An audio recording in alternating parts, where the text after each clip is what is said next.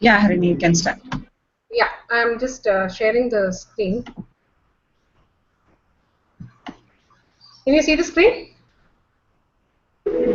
Yes. Yeah. Yeah.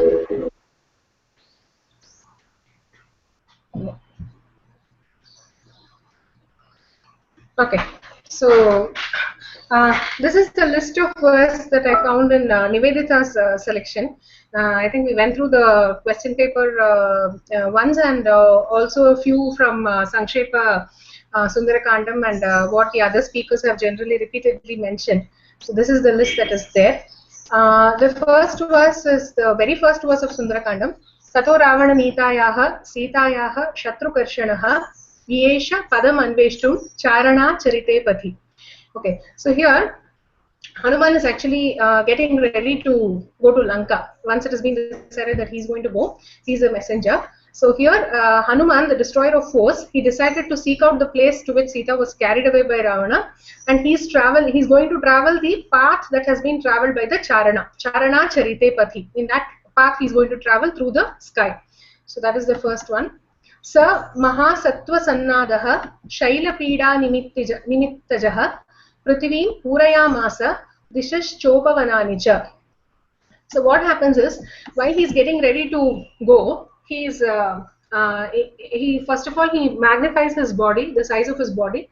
Then he's applying a lot of pressure on the mountain in order to take a leap. So when he's pressing the mountain, the animals and the other creatures which are living in the forest on the mountain, they feel the pressure and they run out of the caves, and they all utter pitiable loud cries. So this is the previous till there, that there is a continuation. So in this particular shloka, what Valmiki says is, those loud cries of those animals from the mountain under pressure, it spread everywhere on the land, in the sky, and over the mountain valleys. So this is just before Hanuman takes a leap. Then Anupurvyena Vrittam cha Langulam Lomabishchitam Utpatisyan Vichikshepa Pakshiraja Ivoragam. Now, how Hanuman looked while he was just about to leap, he raised and he whirled his round hairy tail, and that actually resembled like the Garuda, who is actually holding a serpent in his claws. So when the Garuda is actually flying through the sky with the serpent dangling down, it was very similar to Hanuman's tail, hairy tail, which was moving around just when he was about to take a leap. Then this is a direct quote. The next one is a direct quote of Hanuman. Hanuman says, "Yata Raghava Nirmuktaha Sharaha Shwasana Vikramaha Gacche Tadvat Gamishyami Lankam Ravana Palidam." So he says, I shall go towards Lanka, which is the land of Ravana, which is being protected by Ravana, and I will be like the arrow that is being released by Rama in terms of speed. The arrow which is having the speed of wind. So I will be like the arrow released by Rama, and I will have the speed of wind. So I will go as swiftly as possible to Lanka. So this is a direct speech. Then Uru Vegottata Vriksha Muhurtam Kapiman Vayuhu Prastitam Dirgamadhvanam Swabhandhumiva Bandavaha. Now what happens is, generally when we see a rocket take off or any such thing with a lot of force, we find that the small plants and small shrubs, etc., which are around in that area, they will also get uprooted because of the back pressure. Similarly, when Hanuman took a leap, it seems the trees nearby, they also got uprooted, and they traveled along with Hanuman because of that pressure for a while.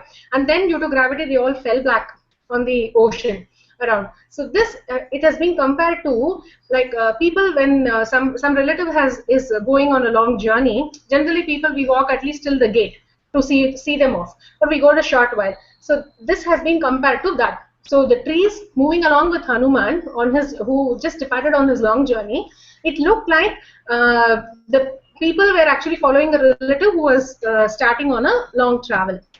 So that is the upamana given there for that. Then Pibanniva Babau Chapi Sormi Malam Maharnavam Pipasuriva Chakasham Dadrishe Sa Mahakapihi. Now, how he looked when he went up in the sky. Now, as he rose up and he dived like Garuda, it looked like as if he were going to drink up the entire ocean and suck up the sky. His size was enormous, and the amount of power was very much visible. So it really looked that he was going to drink up all the water in the ocean. Then Langulascha Samavidham Plavamanasya Shobhate Ambare Vayuputrasya Shakradvaja Ivochritah. This is another description.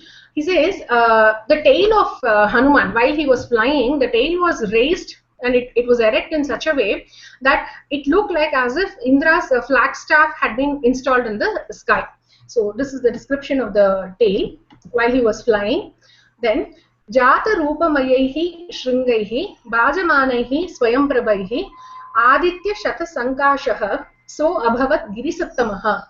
The description of the various mountains around there, the shiny golden peaks of the mountains with their natural brilliance, it all resembled hundreds of suns in their luminosity.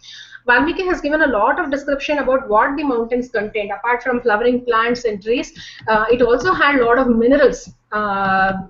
He talks about Gairika and other minerals which were present. So this gave a very shiny hue to the mountains. So that is the natural brilliance of the mountains, which has been compared to hundreds of suns in the luminosity. Then Pravishtosmi hite vaktram dakshayani namostute gamishye yatra vaidehi satyaschasid varastava. Now, as he was flying in the course of his travel, the Devas and the Vidyadharas, Charanas, etc., they all decided to give a small test to Hanuman to see how determined he was and what was his strength, what was his caliber, ability, etc. So they send Surasa, who is the Nagamata, to actually obstruct the path of Hanuman. So Surasa, what she does is she appears in front of Hanuman and she says, I have this boon from Brahma that I can eat whomever I want. So since you are in my path, I am going to consume you today, is what Surasa says. But Hanuman tells her that he is on a mission of Rama. He is a messenger of Rama and he has to go. He is in search of Sita. So she has to leave him. But Surasa says, no, this is my boon and I will not let you go. So they have an altercation there. At the end of it, Surasa actually, she opens her mouth to consume, to just suck in Hanuman. As much as she opened her mouth, Hanuman's size increased twice. He magnified his body twice the size of her mouth. So this kept on repeating. Surasa increases the size of her mouth. She opens it more wider. Hanuman increased the size of his body. This kept happening. At one point, Surasa's mouth was about 100 yojanas wide. At that point, Hanuman, very cleverly, he compresses his body to a very minute size. And he just enters her mouth and comes out. So that shows the intelligence. So technically speaking, he has entered Surasa's mouth. So she has actually consumed him. But he's also alive and he can continue on his mission. So both things have been satisfied here. So here he says, O daughter of Daksha, Dakshayani, salutation to you, Namostute. I have finished entering your mouth. Your boon has thereby come true. And I am now proceeding to where Sita is. So that shows his presence of mind and also his strength, increasing his body, diminishing the size of his body, and winning over the opponent. This is what the incident of Surasa conveys here. Then, Yasya Tvetani Chatvari Vanarendra Yatatava Smritir Dhritir Matir Dhakshyam Sa Karmasu Na Sidati. The Smritir Dhritir Matir Dhakshyam, there is another version which says Dhritir Drishtir Matir Dhakshyam. Either way, the meaning is the same. What they're trying to say is, after the Surasa incident, the Charanas and the Vidyadharas, etc., they're very pleased with Hanuman, seeing his determination and strength and everything. They're very satisfied with him. They're very happy. So they say, "O monkey leader, one who is endowed with the power of Smriti, Dhriti, Mati, Dakshya, Dhriti, etc., it is a power of reflection, intelligence, courage, dexterity, etc., like you, will never face any obstacle. I mean, they will not give up till they achieve their objective. So they will just go on. So the fine qualities of a successful person is being highlighted here. Hanuman is said to possess all these four. And it is said that anybody possessing these four qualities will definitely reach success. There's no doubt in that. Then, Satu Viryavatam Shreshtaha Plavatam api Chottamaha Jagama Vedavan Lankam Langhayitva Mahodadim. Now, that monkey hero, he quite a few adjectives given here. Most noted among the powerful, most speedy among the moving bodies. After all this thing, he has crossed the ocean and he has approached the Lanka. Now, in the essay type questions, we will have questions. We have this particular question on the crossing of the ocean by Hanuman. So there are a couple of incidents that we need to mention. One is the Mainaka Parvata, the Surasa incident, and Simhika. There's another Demoness who comes. So after crossing all these hurdles, finally Hanuman has approached Lanka. No.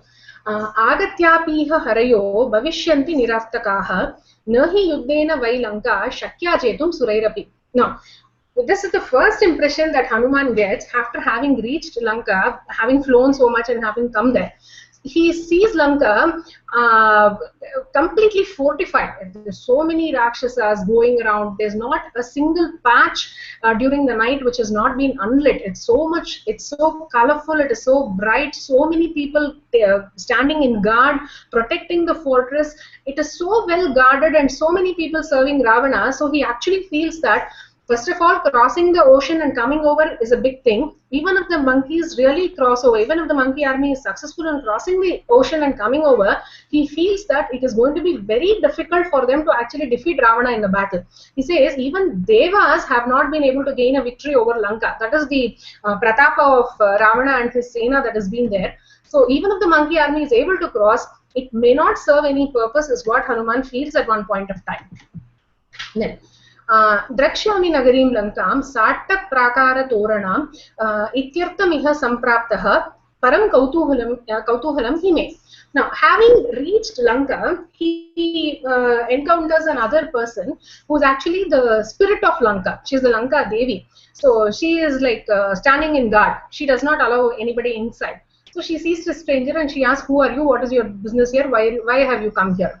So he says, "No, I'm just a curious visitor. I just want to see the city of Lanka with all the towers, the gateways, the edifices, etc. I'm just here to I'm here for sightseeing," is what he says. Hanuman tells the Lanka Devi, "Aham tu nagari Lanka swayameva plavangama nirjitaham tvaya veera vikramena mahabala." So when he tells the Lanka Devi that he is only a tourist who has come to see the places, she is not very convinced. She says, no, I cannot let you inside like this. You are just a monkey. You have no business coming into Lanka. And they have an argument. And she actually hits Hanuman. So when she hits Hanuman, Hanuman also gets aggravated and he hits her back so forcefully that immediately she remembers what the Devas would have told her once. The day a monkey is able to defeat you, just remember that is the time you can say that the Lanka is going to get destroyed. So that is going to be the end of Lanka, is what the Lanka Devi has already heard from the Devas before. So she remembers that. So she says that Hanuman, I'm so pleased with you. You have overcome me with your might. So I remember this particular incident that happened in the past. And now I know that Lanka is only heading towards destruction. So this is the Sambhashana Hanuman has with the spirit of Lanka. Then, after passing the spirit of Lanka and all that, he jumps into the proper city of Lanka. He actually lands, and right now, after having flown, he actually lands on a rocky cliff. Then he's on the mountain. Then he sees he's on trees. He's jumping from tree to tree, and having seen this spirit of Lanka, he finds that there are no gates. So he jumps from the wall and he actually lands on the land of Lanka for the first time. So that landing has been described here. Pravishya nagarim Lankam kapiraja hitankarah chakreta padam savyam cha shatrunam satu murdhani. Now, what he says is, Hanuman, who is a devoted follower of Sugriva, he placed the left foot on the soil of Lanka. Now, this is an important, the point to be observed here. Why does he place the left foot? Generally, we say that anything good, anything auspicious, we do it with the right foot. But here, he is on the enemy's land. So he strategically places the left foot on the soil of Lanka, and this was actually like as if he were trampling the enemy on his head. So he was placing his his foot on the head of the enemy itself and trying to trample. So that is a message why he is here. What is the purpose of his visit has been conveyed here in a sense. Then what he sees in Lanka, matta pramattani samakulani, rathashva badrasana sankulani, veera shriya chapi samakulani, dadarsha dhiman sa kapihi kulani. Now, amongst big buildings and tall buildings and very grand decorations, etc., he's also seeing many people who are drunk, all in inebriated conditions. They are so drunk that they don't even remember about themselves. They are all self-forgetful. And apart from these people and the buildings around, he sees stables which are full of chariots, horses, elephants, etc. So this is a brief description of what he sees there in the first account. Then grihat griham rakshasanam udyanani cha vanarah vikshamano hi asamtrastah prasadamsha chacharasah.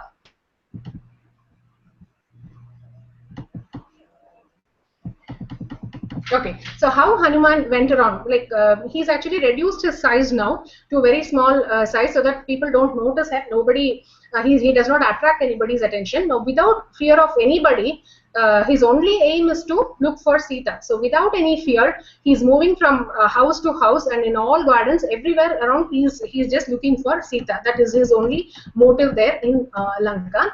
Then Aspota Yamasa Chuchumba Pucham, Nanada Chikrida Jagaujagama, Nananda Chikrida Jagaujagama, Stambana Rohan Nipapata Bhumau, Nidarshayan Swam Prakritim Kapina. This is a very interesting shloka. What happens is, he's going around, first he goes around the city, he sees a number of buildings, he enters every house, he tries to see if he's able to find Sita, he goes to the garden, he sees all the Rakshasas, generally men around there, Vedic people chanting the Vedas, people singing praises of Ravana, he's seeing everything. He also comes across the Pushpaka Vimana, he goes on top of the Pushpaka Vimana, he sees inside if there are somebody, he sees all the wives of Ravana and all that happens. Finally, he comes to the actual place where Ravana is sleeping. So in the Antapuram also he is searching around. He sees so many women there, all the wives of Ravana in various states of inebriation. They're all just lying down there. Finally, he spots one lady on a cot. She's a very beautiful lady, and he thinks that she is Sita in the Antapuram of Ravana. So he's after all a monkey. So he immediately gives way. The joy that he has actually found Sita, it gives way to this small celebration. Like all other monkeys, he's jumping around with joy. He's clapping his hands. He's climbing on top of on one pillar. He's jumping on the ground. He's kissing his tail, and he does all this just like a normal monkey would react to a given situation. Then immediately a realization comes upon him. He thinks, na ramena viyukta sa swaptum arhati bhamini, na bhoktum napi alankartum, na panam upasevitum, na anyam naram upasthatum, suranamapi cheshwaram, na hi ramasamaha kaschit vidyate tridasheshvapi. So this is the realization which occurs to him while he is enjoying jumping with joy and all that. He says that being separated from Rama, how can Sita be so comfortably sleeping, well decorated, in a very comfortable palace in the Antapuram of some other king? It's not possible. So he realizes that first of all, she would not have accepted any other person apart from Rama, even if it were the king of the Devas. Where nobody can be equal to Rama. So she would not have accepted anybody else. She would not have even touched water. She was not likely to wear any ornaments or get dressed so well and adorn herself with this. So then he realizes that this woman must be someone else, and she is definitely not Sita. Thinking so, Anyayam iti nischitya panabhumau chacharasah. Thinking so, he decides that it is not Sita and he has to continue his search for Sita. He decides so, and then he moves towards the banquet hall. Now, manohi hetuhu sarvesham indriyanam pravartane shubha shubhas swavasthasu tachame suvyavasthitam. What happens is, as he is seeing many women in various stage of nakedness and all that, he actually feels bad. It is not proper for a brahmachari like Hanuman to actually visualize such things. He is not supposed to see women, and that too in various states of nakedness, and that too wife of some other man. So he thinks of all these things and he feels bad. He feels guilty that he has done some big papa.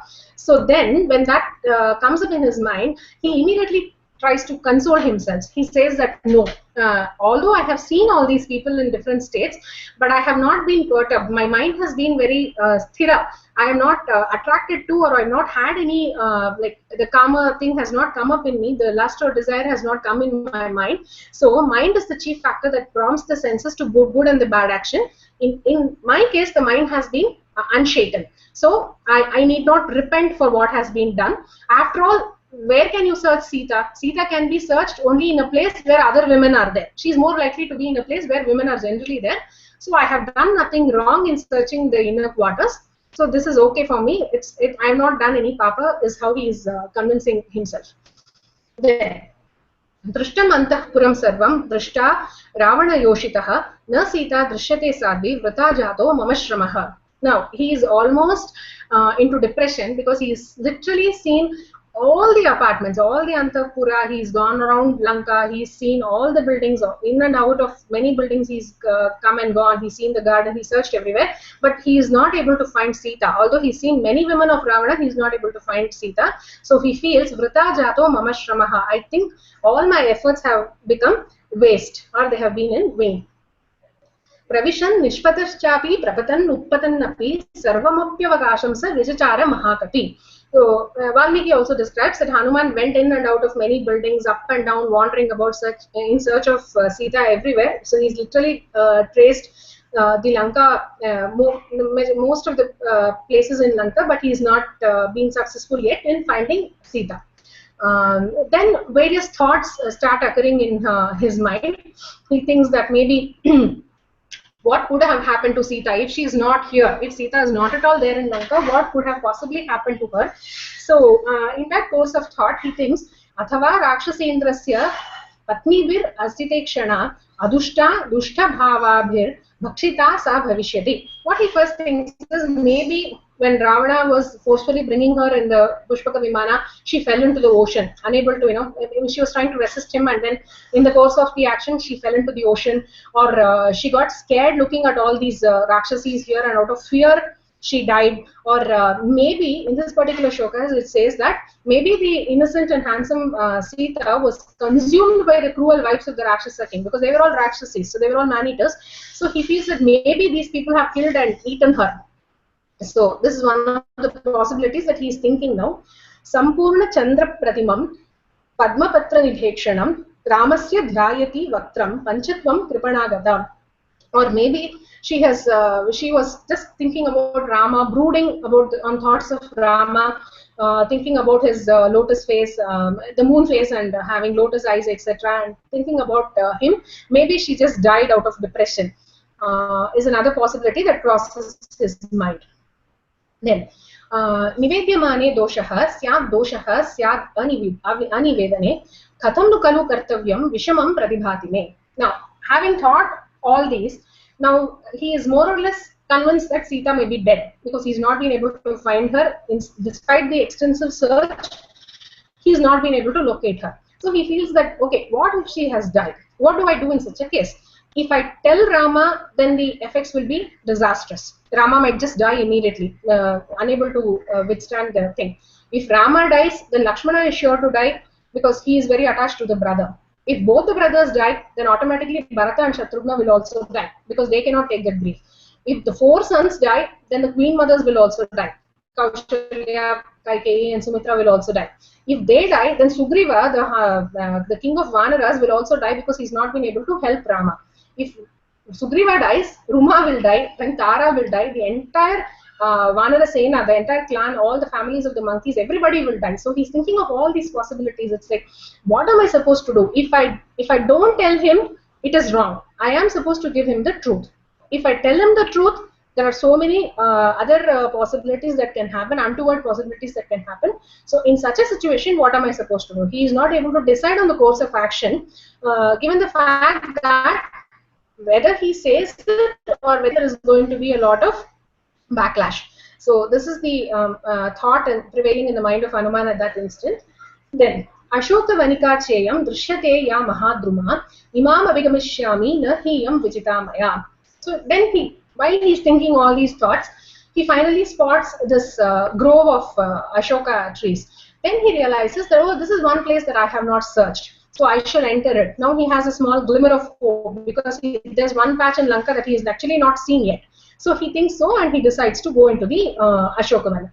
Then Pushpava Tirnaha Shushube Hanuman Marutatmajaha Ashokavanika Madhye Yata Pushpamayo Girihi. This is the description of Hanuman in the Ashokavana. He was jumping from tree to tree and all that. He was now totally covered by a lot of flowers on his body. So it actually Hanuman looked like a big mountain of flowers in that Ashokavana. Tato Malina Samvitam Rakshasibhi Samavratam Upavasa Krisham Dinam Nishwasantim Punah Punaha Dadarsha Shukla Pakshadau Chandrarekam Ivamalam. There he spots, while he's sitting on one of those trees, he's able to see this woman who is dressed in very soiled clothes, who is very lean because of fasting, and she's surrounded and frightened by all the Rakshasis around her. And her state is very pitiable. She's taking very long breaths on and on. She resembled the clear digit of a moon at the beginning of a bright fortnight. Chandra Rekam Ivamala. She looked like the moon. So now he's actually spotting Sita, and then he will try to convince himself that it is Sita. He will give the logical explanation why he decides that it is Sita. But this is the first shloka which describes that Hanuman has seen Sita. So that is a shloka which says that Tam Samiksha Vishalakshi Madhikam Malinam Krisham Tarkayamasa Siteti Karanai Rupapadibihi. Now comes the this one. He decides that this is Sita, this must be Sita. After scrutinizing the noble and beautiful form of the Vishalakshi, the big-eyed lady, he finally decided by observation of the following signs that it must be Sita herself. What are the following signs that he observed? When Hanuman departed Bharatadesha, when he was about to leave for Lanka, Rama would have given him a set of descriptions about the ornaments that she was wearing, because Rama would have seen the other ornaments which Sita would have dropped while she was going in the Pushpak Vimana. He would have seen all those ornaments. So he will give a list of other ornaments, how to identify Sita. So he would have given him a list of ornaments that she would be wearing this, and all that. He would have told Hanuman a few descriptions about Sita. So based on that, he is cross-checking if these ornaments, what Rama said, are all there on the body of Sita. He's finding that yes, all the ornaments are there, and they have been there for a long time. So he can see the impressions of the ornaments. They were not worn yesterday or day before. It has been there on her body for a long time, so the impressions are also seen. And more importantly, he is also able to compare the color of the cloth that Sita is wearing, because she would have torn off a bit, or she would have thrown one piece of cloth containing all the ornaments while she was flying in the Pushpaka Vimana. So Hanuman would have seen that particular cloth. So keeping that in mind, now he's comparing the cloth that Sita herself is wearing now. So he says that yes, this is the same cloth, except that it's a lot more dirtier, but it's the same cloth. He gives to establish that this lady must be Sita. Asya devya manastasmin tasya chasyam pratishtitam teneyam sacha dharmatma muhurtamapi jivati. So now he's wondering, like, how come these two people, Rama and Sita, are alive without each other? Because he's able to know that how great a personality Sita is, and why Rama was brooding so much in her absence and all that. Then he thinks that maybe this mind of the mind of Sita is actually thinking only about Rama, and the mind of Rama is only thinking about Sita. So this is the only reason that they have been able to stay alive even without each other. In each other's absence also, they have been able to live, they have been able to sustain.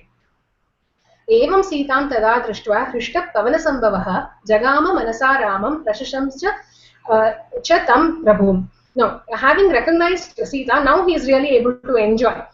So full of joy, he thinks of Rama, and he's overjoyed thinking about the greatness of Rama. Then Dharmagyasya Kritagnyasya Ramasya Viditatmanah Iyam Sa Dayita Bharya Rakshasi Vashamagata. He starts feeling pity for Sita, a lady who is the daughter of King Janaka, who was married to the Ikshvaku Kula, the daughter-in-law of Dasharatha, wife of Rama. Rama is such a dharmagya and kritagnya, the knower of truth. He's a righteous person. He's a blemish-free person. So she's such a holy woman, and for such a holy woman, this situation where she is being held captive amongst the Rakshasis is a very pitiable thing. Is what Hanuman feels.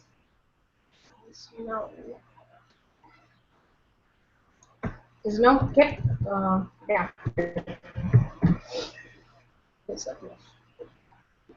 Okay. Bharta nama param narya bhushanam bhushanadapi yeshapi rahita tena shobhanarha na shobhate. Hanuman says that, I mean, he's just thinking that she is not adorned with any ornament, she's not dressed, she's not decked up, she's being very simple and plain looking. So he feels that the most essential and the noble ornament for any woman is the husband. So because Rama is not near Sita, she has not adorned herself with any other ornaments, and there is that shine of ornaments is missing on her body because she is not adorned with any other ornament. When the main and the essential ornament of Rama himself is not around her, when that essential ornament is missing, she is not bothered to really deck herself with other ornaments. Then Padmini miva vidyastam hatashuram chamumima prabham iva tamodvastam upakshinam iva pagam. Valmiki has given a lot of comparisons how Sita was, the plight of Sita in the Shokavana. He says that it is like the respect lost, the strength diminished, the various things like the moon, which is the moonlight which is being covered by the clouds, etc. So in that description, this is a set of a few instances, a few examples that he gives. He says that she is like the lotus pond that has been filled up.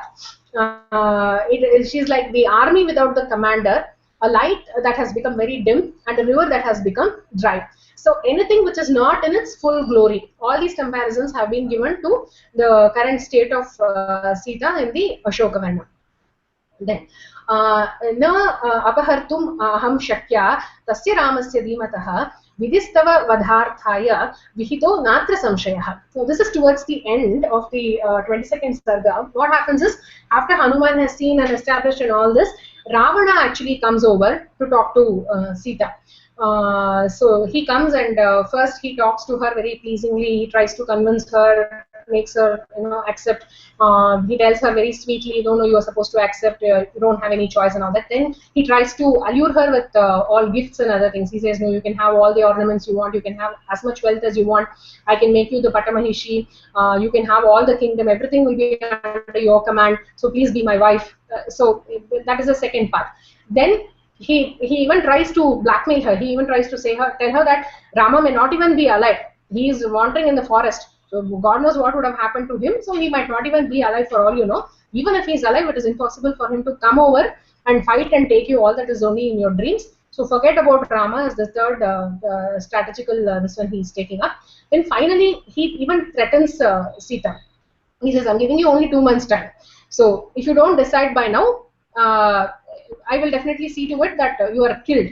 And these Rakshasis will make sure that you don't have a peaceful existence here." So hearing these words of Ravana, Sita is very upset.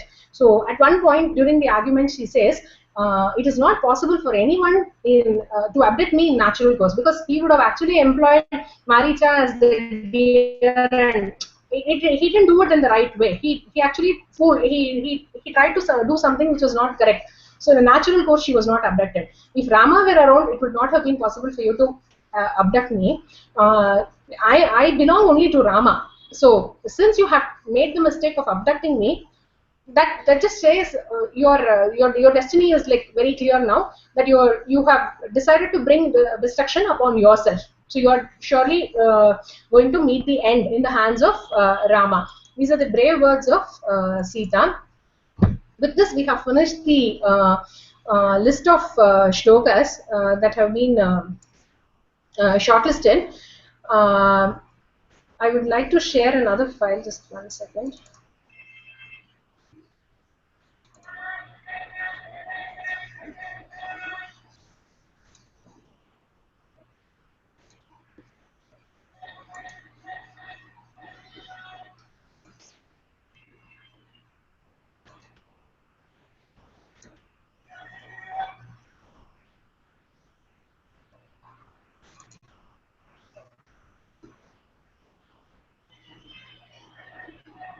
Can you see the file?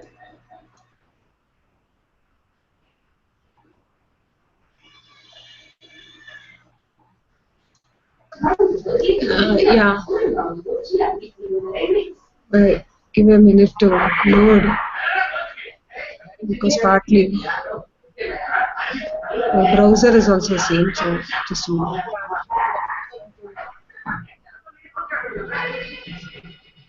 1 second.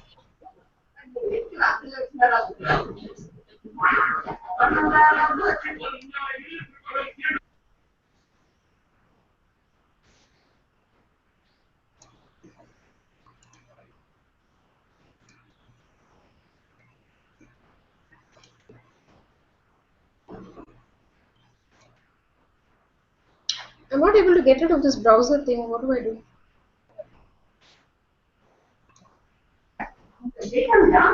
Double click. Double click Double the click file on the name. Name, the Ramayana, middle one. Ramayana.docs. Yeah. No, next. There. Double click. Did that?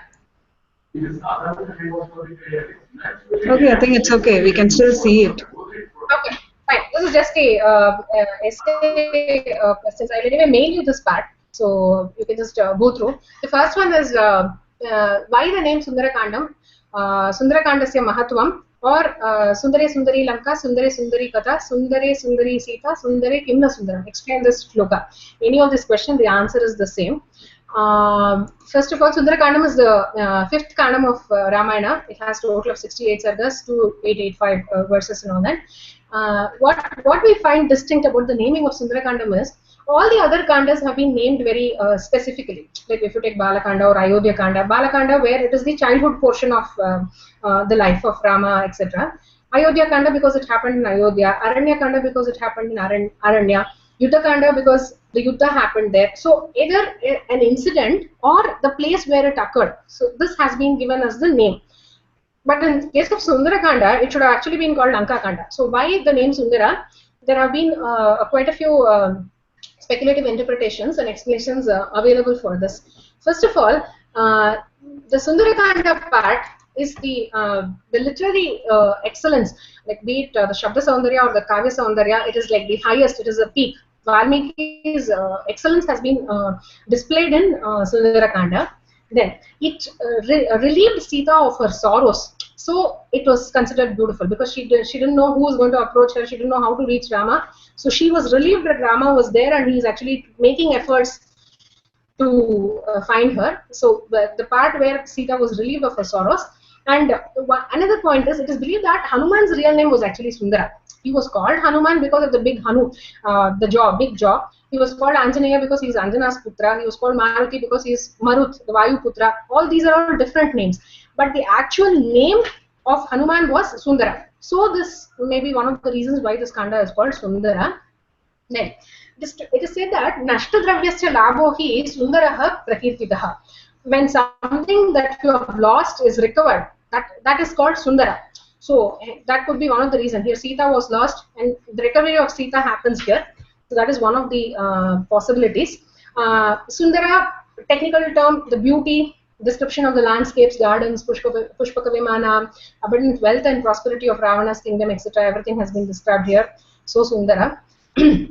Hanuman's description of Rama, when he is actually talking to Sita, he describes, because he doesn't know how to approach her, because she may think she's contemplating suicide. She may get scared if a monkey jumps in front of her. She may not really believe that Hanuman is Rama's messenger. She may think that Ravana is trying to play another this one like what he did with Maricha. So in order to convince her, he's actually sitting on top of a tree and he's reciting all the events that happened in Rama's life. There's a lot of description about Rama which comes in that part. So although Rama in person does not appear in the Kanda, there's a lot of description of Rama. So that is one of the reasons why it is Sundara.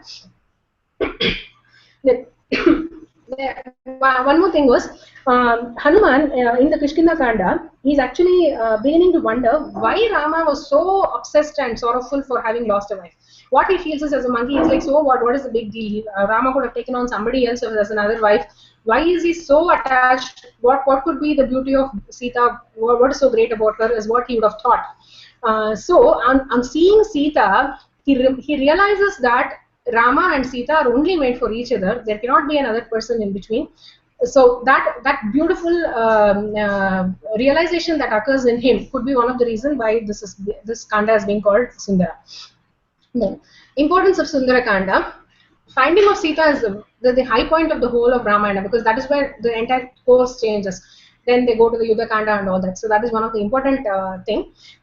What actually is Sundara Kanda all about? The emotions of Sundara Kanda, basically it infuses a lot of sense of hope and fresh energy. Like person, when we lose something, when we read something like Sundara Kanda, it really tells us that crossing an ocean, going to a foreign land, trying to meet the enemy there, to meet him in the eye, and come back successful. All this, gives a sense of hope.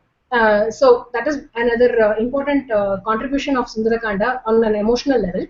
Then, as a literary work, as a kavya, there's a lot of Shabda Saundarya and Kavya Saundarya. There are a lot of Dwani actually included in Sundarakanda. Then, at the kavya level, when we try to analyze it from the Alankara part of it, aspect of it, there are a lot of, all the 9 rasas have been employed in Sundarakanda. The entire Ramayana is basically Karuna Rasa Pradhana, as all of you know. But here we find the parts of all the 9 rasas have been are available in some point or another. Shringara, especially in Ravana's insane love for Sita, this is actually called Rasabasa, if we can recollect Kavya Prakasha. The insane love of Ravana for Sita is the Rasabasa here. Sita's longing for Rama is the Vipralamba Shringara. The Veera Rasa that has been exemplified by Hanuman, Akshara Kumara, Indrajit, etc. Bhibatsa, Raudra, Bhayanaka, when we see all the Rakshasis, these are the rasas that are generated. Sometimes even Hasya, because of their comic actions that they do.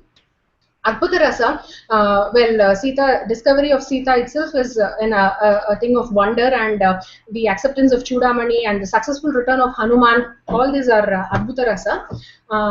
Then the sense of peace that prevailed in Rama after hearing that Sita was alive indeed, that generates Shanta Rasa.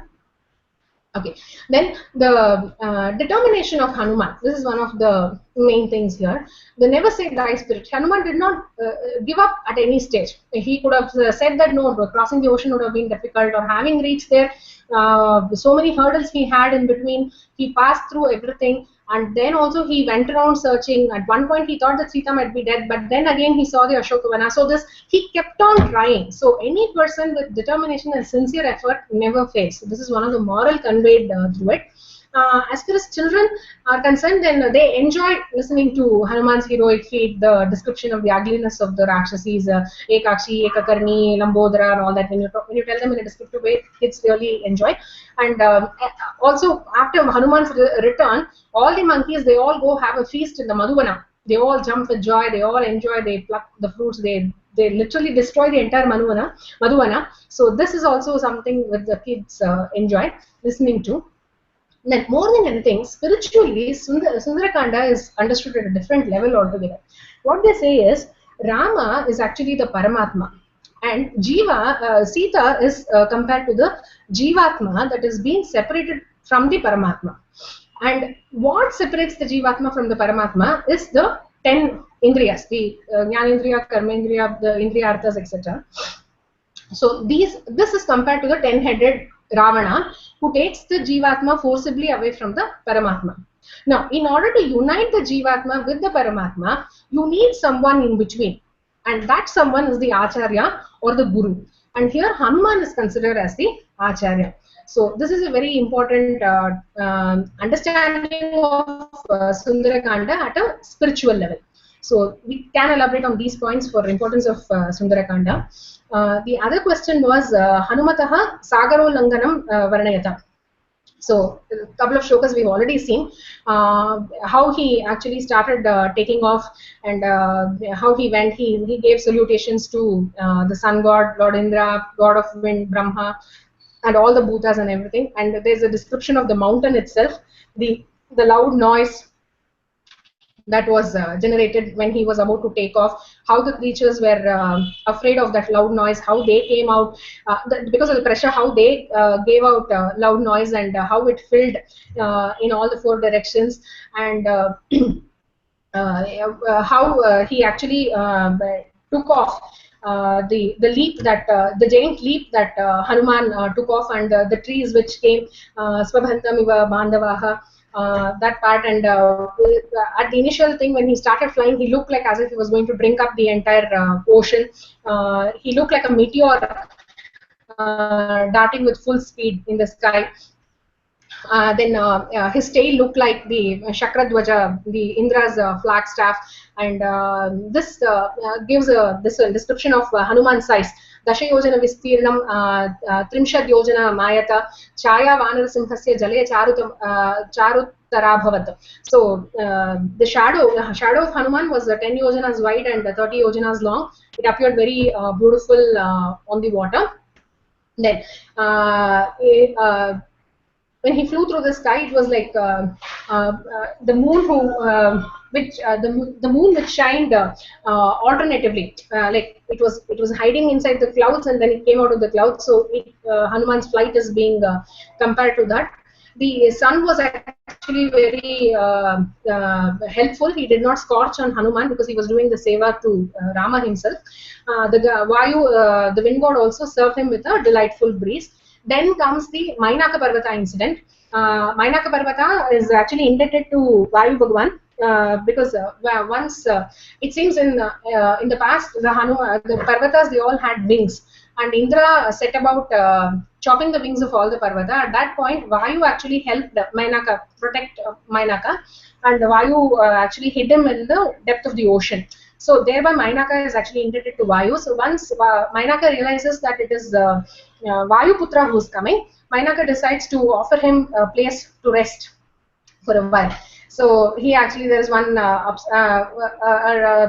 brief encounter with the Mainaka Parvata, but then Hanuman says, no, I have to go on a long journey, I cannot really take rest, but thanks for your offer. So after that is the Surasa incident, which we have already discussed.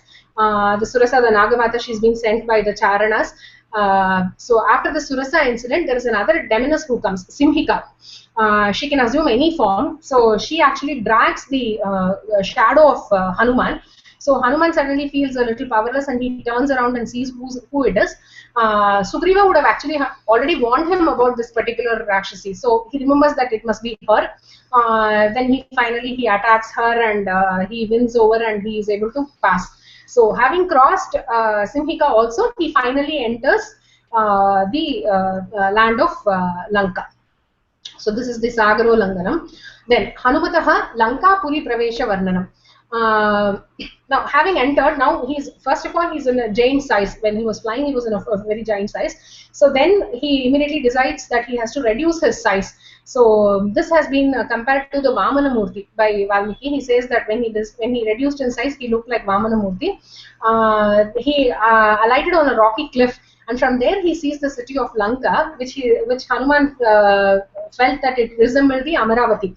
Dadarasha Lankam Amaravati Niva. So that is the first impression of Lanka he gets. General description of the Trikuta Parvata, you can just go on writing about. It had many trees, flowering plants, beautiful gardens, crystal lakes with a lot of lotuses, white and red, swans, cranes. Then the city itself was covered by a moat which had a lot of lilies, and it was well guarded by men with bows and arrows. They were just ready to attack at any time. Then the city was built by architect Vishwakarma. This is an important point to be mentioned. Then the moon shining in the sky, it seemed like a swan swimming in the blue waters of the lake. So Hanuman has actually reached in the night. So you can give a general description of the night scenes. The Rakshasas, they were guarding the city. It actually looked like the world of the netherworld, that is the Nagaloka, which are guarded by the snakes. So it was that fortified and all that. The gates were made of gold, the threshold inlaid with rubies, gems, precious stones. It was very rich to look from all angles. This is what I mentioned there also. There was no patch of darkness. It was very well lit. And after that, he meets the guardian deity of Lanka, the Lanka Devi. That particular argument he has with Lanka Devi, and then what she realizes about the monkey, and then he leaps over the wall and he jumps with his left foot. He plants on the land of Lanka. Then once he enters Lanka, what he sees is lofty mansions, lot of sounds of laughter. He hears musical instruments, trumpets, sweet voices of women, jingling sounds of anklet, clapping hands, roaring with joy. People are generally enjoying all round. There are a lot of Vedic chants also he's able to hear, and there are set of people who are singing Ravana's praises. So these are the general scenes that he's able to see. As far as mansions are concerned, a lot of description have been given. They were covered with gold walls, decorated with gems, floral wreath.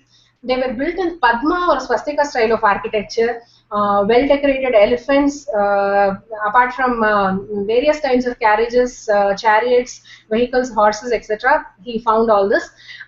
He found that the Nishacharas, the Rakshasas, were actually sweet-speeched and they were theistic, God believing, and they were differently dressed. He actually says that although they were ugly, their dressing made them look a little better, is the word Valmiki has actually described there. So they were actually tolerable because of their beautiful dresses. The women, actually, they were very pure, generous and pious wives who were devoted to their husbands. They were wearing a lot of garlands, ornaments. General description, we can write unendingly, you can describe that. Then सीतान्वेषणे विफलमनोरथस्य हनुमतः मानसिकं स्थितिं विशदयत, or Hanumat Vishadam Varnayata. Two ways of asking the same question. In the first sarga of Sundarakanda, he resolves to say that I will not come back without meeting success. He says, I will definitely come back with the good news. If I am not able to find Sita in Lanka, I will go to the heaven and search for her.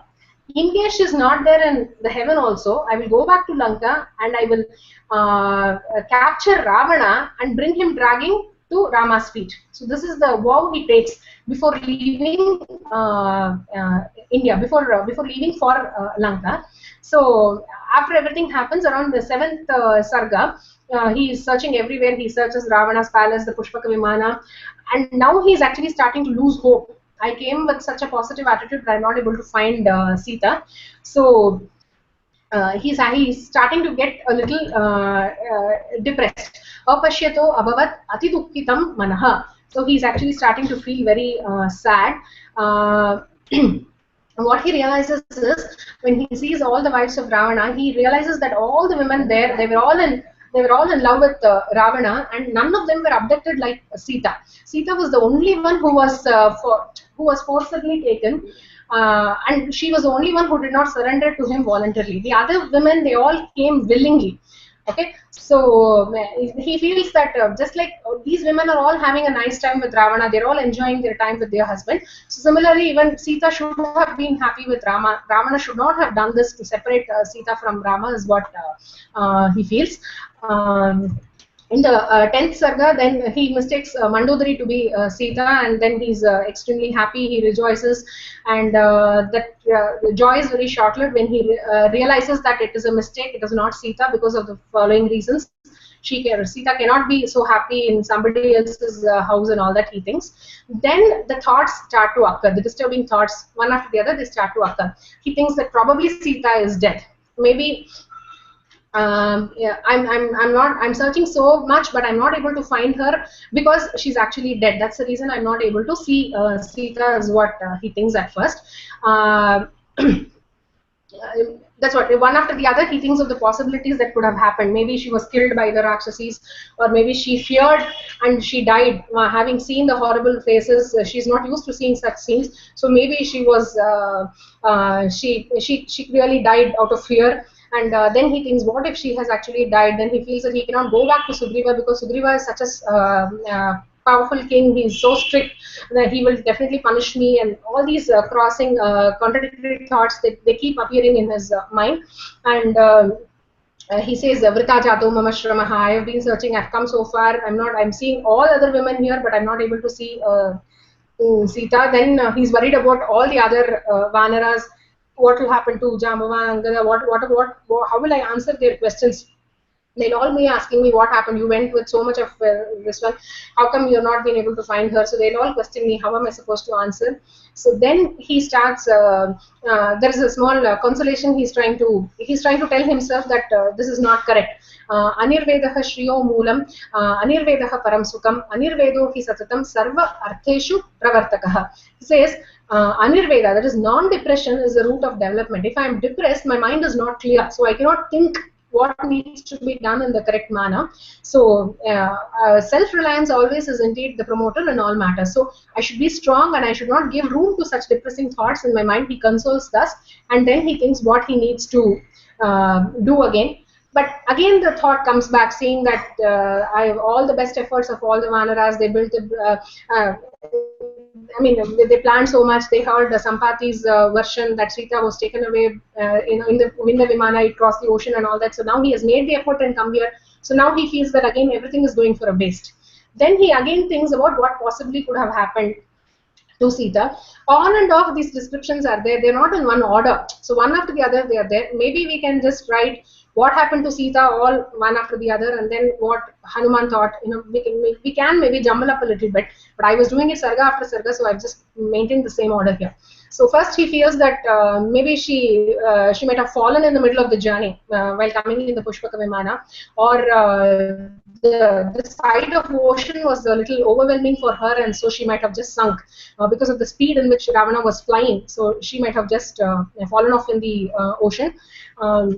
Is one thing she feels, and or Hanuman thinks that maybe Sita died seeing the Rakshasis, or even thinks that maybe the wives of Ravana, they all ate her. They all consumed Sita, who was so innocent. Or maybe Sita, having come here, she would have just wept thinking about Rama, Lakshmana, Ayodhya, and she would have just lamented their names, and then she would have just wept and finally given up her body, is what he thinks what happens. Then the other depressing thought that comes to him is what he needs to do after that, the consequence of telling Rama that Sita might have died. This is what we discussed earlier also. He thinks that it is not fair for anybody to know that the dear wife has died. So he thinks that even Rama, it is very difficult for Rama also to digest that news. That Sita, first of all, he is finding it difficult to accept that she is lost. So how will he take it if he comes to know that she is actually dead? So these are all the thoughts which come to his head. Again, that nivedyamane doshaha syad anivedane. To let know is an error. It becomes an error. To not let know is also an error. So what do I do in such a dire situation? He's not able to decide. So he thinks what might happen if he tells. So that is the whole chain reaction: Rama dying, then Lakshmana dying, and all of them dying in the family. So the entire clan is dead. So he thinks that is not right. So he's not able to really decide. So then he says that if it is the case, if Sita is really dead and he's not able to find her, he finally decides that he will not at all go back. He will just decide to become an ascetic, and he will stay back in the forest eating only the fruits and nuts there. He will never make the mistake of going back to them and telling them that this might be the possibility, because there at least they will live with the hope, thinking that okay, Hanuman might come back at some point of time. So instead of going and telling them the sorrowful news, it's better that he doesn't go back. And that depression actually gives way to a lot of anger in him. He thinks that he wants to kill Ravana, who is responsible for the current situation, or take him as a prisoner to Rama. All these thoughts come in the mind of the depressed Hanuman, and after that he sees the Ashokavana, and there's a small glimmer of hope. Yeah. There was a question on Pushpaka Vimana Varnanam. This is a general thing. The Pushpaka Vimana is actually mentioned as cited in the 7th Sarga, but the actual description of the Pushpaka Vimana is given in detail in the 8th Sarga. It was it was manufactured by Vishwakarma. Everything was gold plated, lot of designs, diamonds, gems decorated, all that. You just give us general reading of it. There's really nothing much to explain in this. It is believed to have, it was made by Vishwakarma in the heaven for Lord Brahma, which Kubera then obtained from Lord Brahma because of the austerities. And then Ravana took it away from Kubera after defeating Kubera. So that is how Ravana has got hold of the Pushpaka Vimana. General description of the beauty of it and all the decorations and all that is being just mentioned. Please read through that. Then Ravanena Sitam Pratikritam Pralobana Prakaram. Now, in the 14th Sarga, Ravana actually comes to the Ashokavana to see Sita. While he's coming, all his queens follow him. So it actually looks like Indra followed by the Gandharvas, nymphs, and the daughters of gods, etc. Valmiki describes, I mean, Hanuman thinks that the Ravana himself look like the love god himself, the Cupid himself. How Ravana approached Sita, we can see the change of tone at different stages. At the first level, he's very courteous to her. He's trying to accept her. He says that this is not nice. You should not be lying on the ground. You should be wearing clean clothes. You cannot fast like this. You cannot give trouble to yourself so much. And all that, he's trying to sweet talk to her. At the second level, he's actually trying to tempt her by offering wealth. He wants to give her the vast kingdom, the status of Ravana's wife. He boasts about his prowess. He says how he can never be defeated by the combined forces of Devas and Asuras also. He's so strong. So it will be a great thing if she becomes his wife. So there will be a lot of prestige in that, is what he's trying to say. He says that Rama cannot offer all these riches. He's after all wandering in a forest. So you are better with me compared to what you were with Rama. Then he says that Rama may not even be alive. The third one is, next stages, he's talking about Rama. Like he says that Rama may not even be alive. He was in the forest. God knows if he's alive or not. Even if he's alive, he cannot come here and take you back. So he compares it to a crane which cannot have a glimpse of the moon which is hidden behind the clouds. So just like the moon that is hiding behind the clouds, you are here in Lanka. Rama is like the crane who cannot see you from there. So he'll never be able to come and rescue you, is what he says. Then Sita starts to reply. She says that she's from a highborn, she's of such a highborn nature. Her family, her the Dasharatha's kula, how she's married to a very big family, and how she's a very devoted wife and all that. She says that a person who's not satisfied with his own wife is only a slave of senses, and such a slave of senses will only meet with insults. So he's making a very costly mistake. He's already made a mistake by bringing her here. At least now he should try to make peace with Rama and send her back, so that at least a possible destruction can be prevented. So she says, at least now you repent for what you have done and make peace with Rama. So at least it'll end here. It will not lead to further destruction and all that.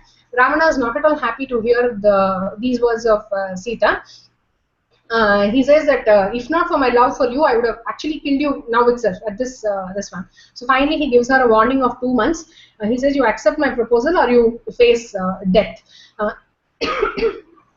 So Sita then again she talks. She says, "You already invited death by abducting me here. So if I really wanted to, I could have reduced you to ash at any time. I have that power in me. The power of chastity in me gives me that much strength to just burn you down. But I'm not doing it because I'm a very devoted wife and I'm waiting for Rama's permission. And he's the one who will definitely come and rescue me," is what Sita says. So finally, that anger in Ravana, it reaches the highest level. He is breathing like a snake. He says that he should destroy her immediately, just like the sun destroys darkness. And he commands all the Rakshasis to work together or separately, just do something and devise a plan to change Sita's mind. Here, I just tried to make this small comparison with the Sama, Dana, Veda, Danda. Sama is when you try to sweet talk somebody, try to convince them in a very nice way, tell them softly, this can be done. This is the first thing what Ravana tried. Then came Dana, where he was, offering, when he was trying to give riches, lure somebody with some offerings. So that was the second part. Bheda was he was trying to create a difference to say that what can Rama do? Maybe he's not alive. Even if he's alive, he will not be able to cross. He cannot win over me. Nobody can win over me in a war and all that. He's trying to create Bheda there. The last one is Ganda. He finally threatens to kill her, and he's using the Rakshasis to scare her. So this is about Ravana's Pralabhana. Then Ashokavane Sthitayaha Sitayaha Sthitim Vivrunata. Then whatever we discussed about how Sita looked when Hanuman, how Hanuman spotted her. This is, starts with the 12th Sarga. She was lean, she was fasting, continuously heaving heavy sighs, devoid of all ornaments. Just general description. She looked like the goddess Lakshmi without the lotus. She looked like Rohini star under the grip of Ketu. Tears were flowing down her cheeks. She was casting restless glances. She was sad for the absence of Rama. She looked like a moon enveloped by the deep clouds. Various other upamanas have been mentioned here. She was like the river that ran dry. She was like the army without a commander. And all that. Then what happens? Ravana comes and she has the argument with Ravana that she has, and how she becomes more depressed once Ravana comes and gives her the 2 months. This one. Then she starts thinking. After Ravana goes, she's very depressed. She starts lamenting at the unfortunate situation that she is. She's been forced to undergo so much of misery in her life. At one point, she even thinks that maybe Rama has actually forgotten her, because out of sight can be out of mind. So maybe Rama has really forgotten her because he doesn't seem to be making any effort to rescue her, or maybe he's decided that the wife has really died. She's no more, and he's decided to become an ascetic himself. So he's not making any efforts to search her. Or worst case scenario, after abducting Sita, maybe Ravana has killed Rama. So such conflicting thoughts come into her mind, and she contemplates suicide. So she's that depressed. She feels that there is nobody to help her, and even for committing suicide, she feels that she cannot get a sword or a poison. Nobody will even help her get that much. So then she decides that she will end her life by twisting her hair around the neck. She has a very long braid. So she decides to do that. So what happens here is, what we can see here is, Sita's emotion actually ranges from confidence to helplessness. That actually makes her wants to end her life. When she talks to Ravana, she's very confident. She says, no, you don't know about my Rama. Rama will definitely come and rescue me. I am his wife. All that she's very confident in saying. But after hearing Ravana and looking at all the Rakshasi around, she is very scared, and she starts to lose hope. So finally, she goes to the level of contemplating suicide also. Then, although she's capable of destroying Ravana, she waits for Rama. She's sure to come. She's sure that he will definitely come and rescue. But she's so pressurized by Ravana and the Rakshasas that hope begins to fade. So finally, these conflicting thoughts, they make her more depressed, and she is driven to consider the extreme steps. So the emotions range from confidence to helplessness. These are the few questions that I thought. That I picked from the question papers. Anything else? Is this okay? Has this been okay?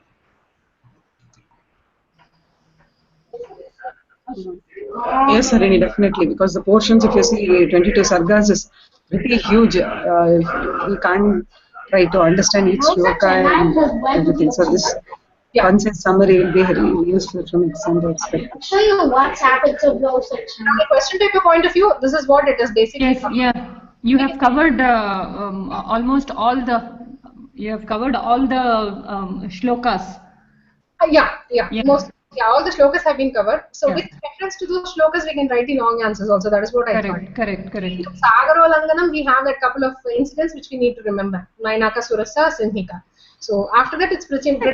Harini and Nivedita, why is she called Dakshayini? The Surasa is called Dakshayini in the shloka. No? Why is this here?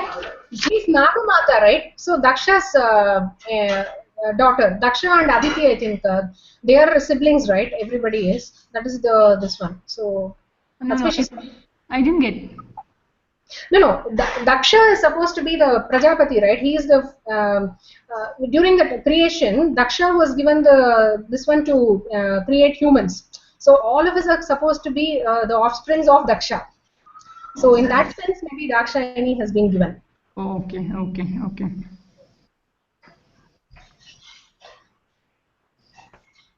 Anything else here? Has been clear?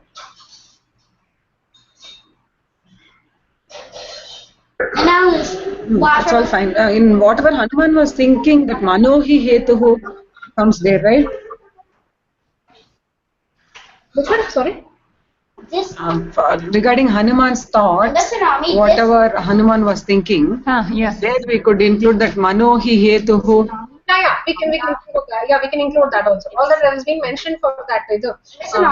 Saw the women for that in that context it has been mentioned, but we can use it as a general quotation also. Yeah, we can say Manohi Hetu. Mind is the reason for whatever thoughts that come.